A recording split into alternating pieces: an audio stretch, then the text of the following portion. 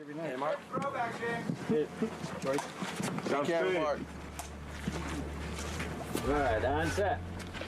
Much madness and action. One of the fun things in Pirates is revisiting Jack Sparrow. No wind. Of course there's no bloody wind. When we find him, he is essentially in purgatory, which we've depicted in the Bonneville Salt Flats of Utah. There was something about the whiteout effect of the surface of the lake bed there and the salt and the endless horizon. There was something about the whiteout effect of the surface of the lake bed there and the salt and the endless horizon.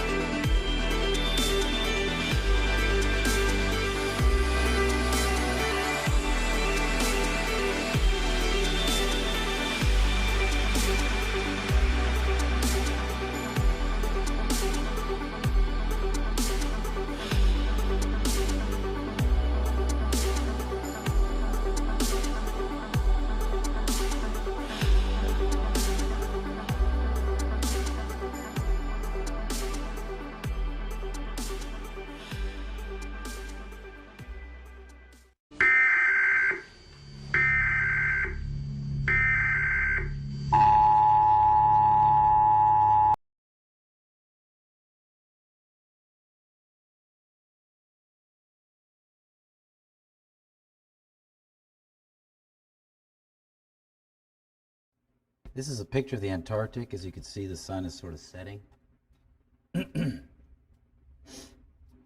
Midsummer.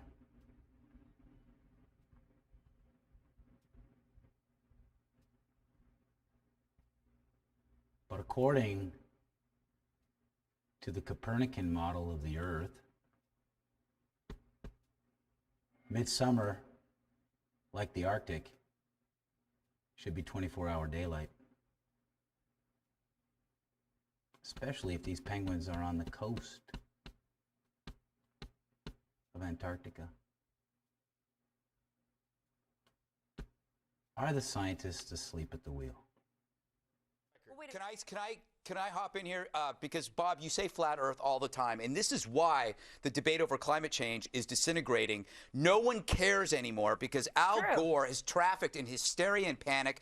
The American public is suffering from panic fatigue. There could be an actual debate about this. There will never be a debate because you call people like me a flat earther. You're saying it's the warmest ever? In 150 years. 150 years is this much of 3 million years. How much? It was been warmer and warmer before there were SUVs. How big was it?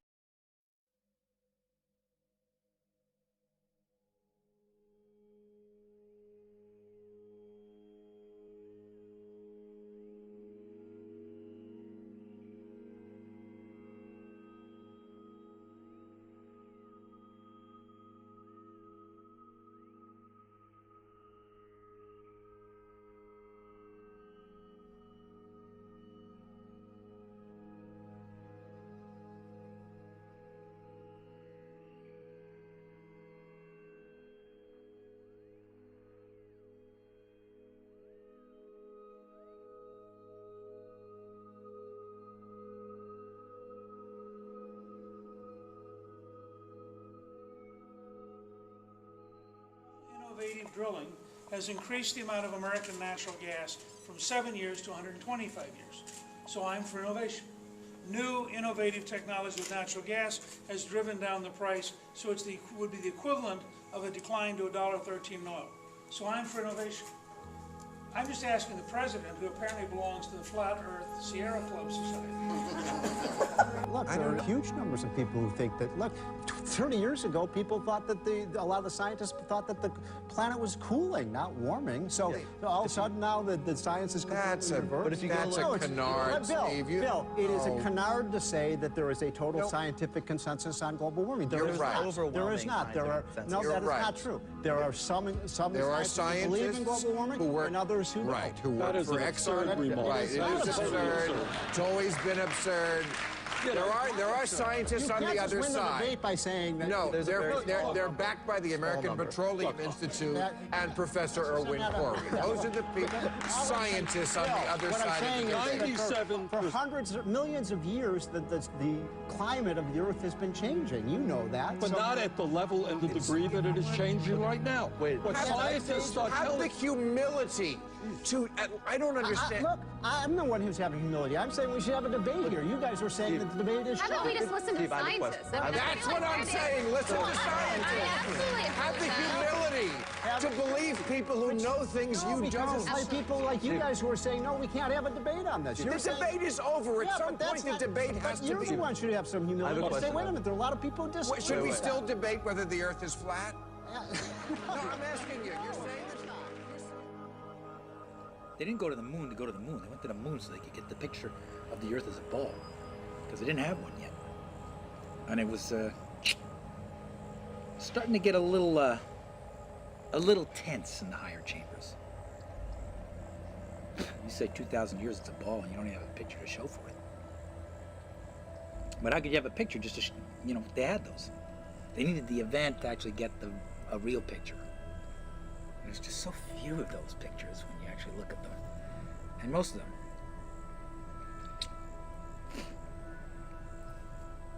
George Lucas or like Stanley Kubrick could have done. Or I could do. Or you can see a guy in the street with a spray can and a circle cut out of cardboard making planets.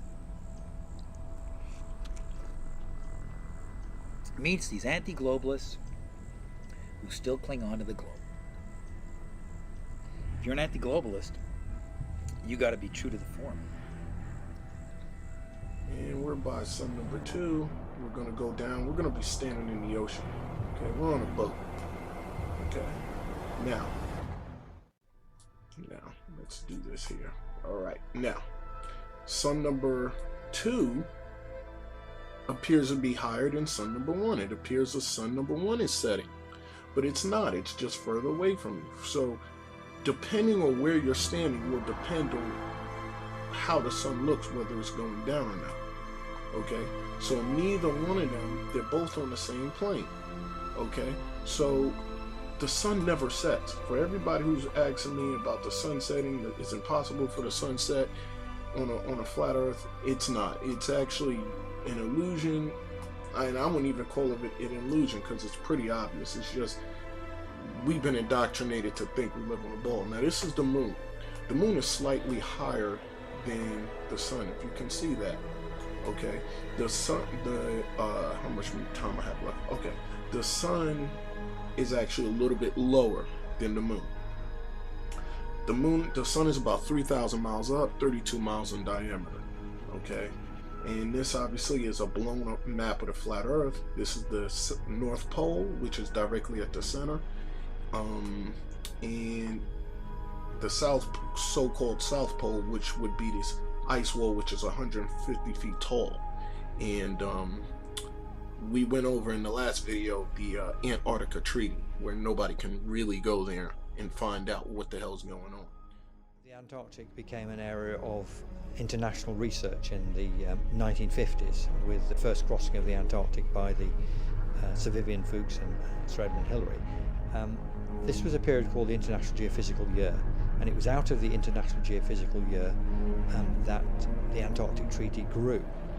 Signed in Washington, D.C. on the 1st of December in 1959, the treaty established the world's first international space by stating no claims to sovereignty could be made by the 7 claimed sectors on the grounds of activity in the area. At the same time, it became the first nuclear arms agreement, and today it's backed by 47 nations.